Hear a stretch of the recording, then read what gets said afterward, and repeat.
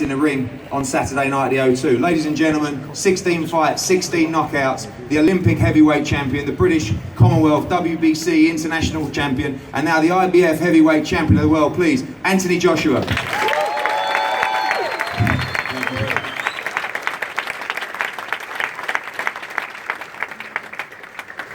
Thank you very much. Unbelievable turnout. I'm thrilled, I'm honoured, I'm humbled. Some familiar faces here, some new faces, and it just keeps on growing. It's getting better each time, not just for myself, but I think we're in the golden era of boxing again.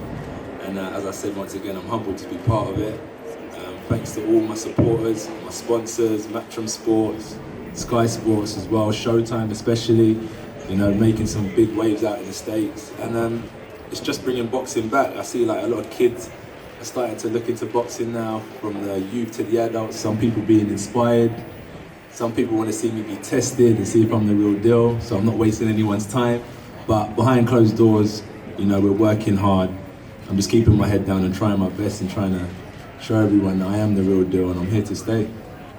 Obviously a huge amount of pressure on your shoulders, you see by the turnout here, you know, the numbers at the box office at the O2. Everyone wants to see you. How much pressure do you feel on your shoulders to keep this British boxing flag going and keep the journey of Anthony Joshua going from strength to strength? I feel there'll always be pressure, because even from the days when I was in the amateur gym, now I'm in a pro gym, but in the amateur gym in Finchley a few years back, it only feels like yesterday, but it was the same concept. Train hard, fight easy. It's the same ring, different opponents each time, but same concept is to win. So I've always felt that pressure from day one. And as I said, it seems it's only getting bigger, because at my fights when I used to fight in top of pub halls, there wasn't even a crowd like this. You know, there's a couple hundred people, so I can definitely feel the pressure. And it's different, because I'm always in the gym or at home with my family or doing bits and bobs.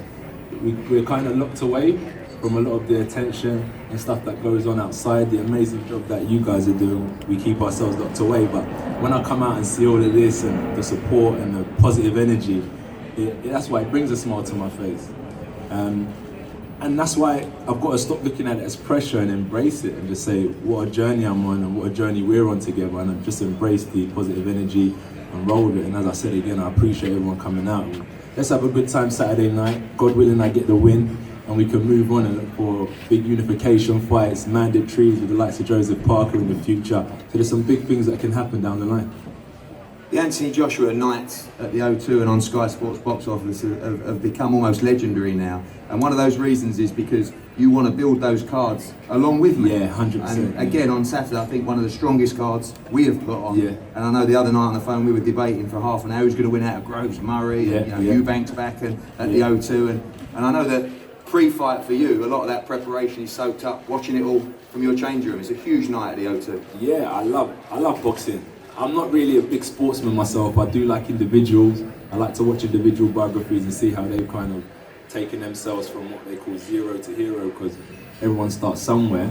But I definitely have got involved in boxing, the whole promotion side, the all access behind the scenes, and I kind of see it from a different angle. And that's why when we debate on phones about the undercards and what we're going to do, how do we make it an event, not just a normal boxing show? I feel I'm working with the best team right the way around, and we're just trying to provide and keep on growing and give people and meet people's expectations. So hopefully this will be a better show than any show that I've been involved in, and hopefully I can keep on meeting you guys' expectations each time. And final question, away from the niceties, away from the smiles, down to pure business on Saturday night, what do the fans expect and what happens when you come face to face with Dominic Breazeale in that 20-foot ring on Saturday night? Well, I think we've trained hard.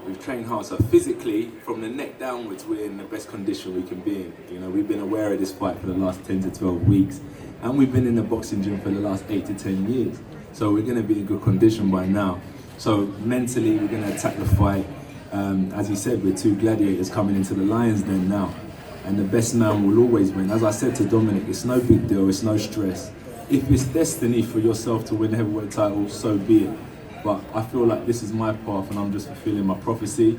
I'm on my own journey and I'm just making my dreams come to reality, and it's coming an entertaining show for everyone when we're out there knocking guys out, and I just hope I can continue to perform, be explosive, and not looking past Dominic one bit, because he's a dangerous opponent, and I've looked at Dominic, I've trained hard, but every fight is a stepping stone towards the bigger fights, the more exciting fights, the tests that people want to see. So I have to take Dominic seriously, and why I want to be explosive, because it's not just about winning, it's how I look doing it. So I want to look like the real deal. I want to look like I want to look as the person that people want to get behind and say, yeah, he's one of ours, this is the British Golden Boy, let's get behind him. So hopefully I can put on another explosive KO, and I can move on and give everyone an entertaining night Saturday. Ladies and gentlemen, before we move on to everybody else at the table, a round of applause for Dominic Breazeale and Anthony Joshua.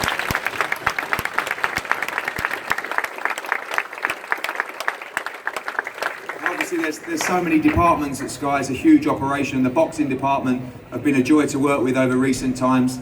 And there's too many of them to name, and last time I tried I missed someone out and they haven't forgiven me. So I'm going to pass over now to the head of boxing, Adam Smith, who's got a few words and also some questions for some of the guys on the table. Thanks, Eddie. It's a great team that I work with, and they all deserve a lot of praise. But thank every one of you for coming out on this terrific occasion.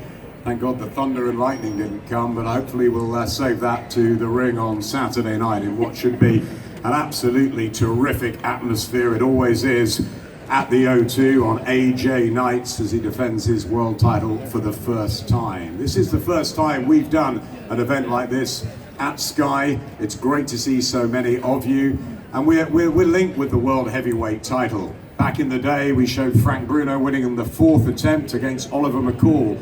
We showed Lennox Lewis unifying the belts against Evander Holyfield after that draw in Madison Square Garden out in Vegas. David Haye going to Russia to beat Valaev. Of course, last year, Tyson Fury with that terrific win over Vladimir Klitschko. And in April, Anthony Joshua did the same thing. The IBF champion ripped away from the unbeaten American southpaw, Charles Martin. It was a terrific display, but now he's got another unbeaten American in Dominic Breazeale. And let's see what Breazeale brings to the table. We saw him on Tuesday night at the York Hall in a workout. I tell you what, he can punch, he can hit hard. He's undefeated, and he's obviously come with a lot of ambition. So I'm really looking forward to it, really looking forward to the card. I think Groves Murray is one of the fights of any year. I think it's a terrific chief support. Chris Eubank Jr. against the unbeaten Tom Doran, as Eddie said. Dylan White, Conor Benn on the card, John Wayne Hibbert. We kick off at 7 o'clock on Sky Sports box office, but before that we've got plenty of programmes for you and the weigh-in in Covent Garden tomorrow. So we're all set. I just want to ask the guys a few questions. Let's start, Dominic, with you. Welcome. It's a pleasure to have you over here.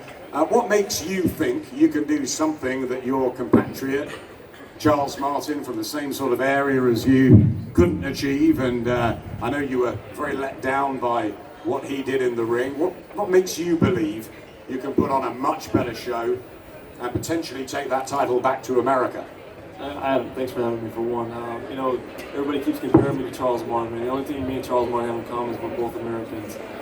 Two completely different boxing styles, two completely different fighters, two completely different edges and goals in life, man. And it's just one of those things, man. I'm a big puncher. Anthony Joshua's a big puncher. Yeah, he's got knockouts. He's knocked some guys out. I'm the same way. It's a situation, and Anthony Joshua knows his best. We're both two big, strong, powerful guys, and we're both going to be fighting for the same thing Saturday night. He's got the belt now, and I plan on having the belt when the night's over. So to think that you can compare me to a guy like Charles Martin, man, you're walking into the wrong situation. Yeah, that's not the way to go about it. And I plan on bringing everything I possibly can. I got a ton of confidence going into this fight.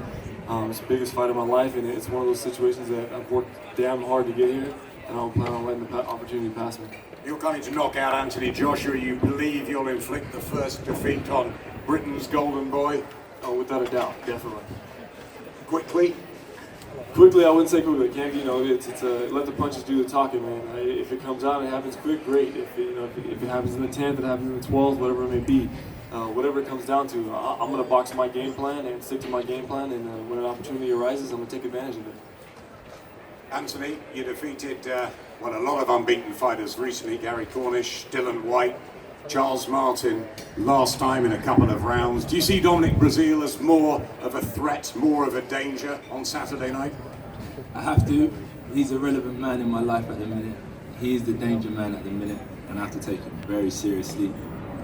I haven't seen many as confident as him, maybe due to the fact he's had a lot of Olympic experience, amateur experience, and had the pedigrees linked back up with his coach, unbelievable coach, and I'm sure they prepared well. The Dominic Breazeale I'm used to watching, I've put that aside because I think this is the Dominic Breazeale plus 50%, because I know he knows what he wants and I know he's coming into a serious situation. So he has potential, but I have to put an end to his dreams. As I said, I'm the dream catcher, I'm the dream crusher, and I have to make sure that I maintain and just do what I'm here to do, and that's put on a show and keep this belt in the UK. You know he's been around for a long time. He was, of course, at the London Olympics. He's knocked pretty much everyone out. Do you think he's the biggest puncher you'll have ever shared a ring with?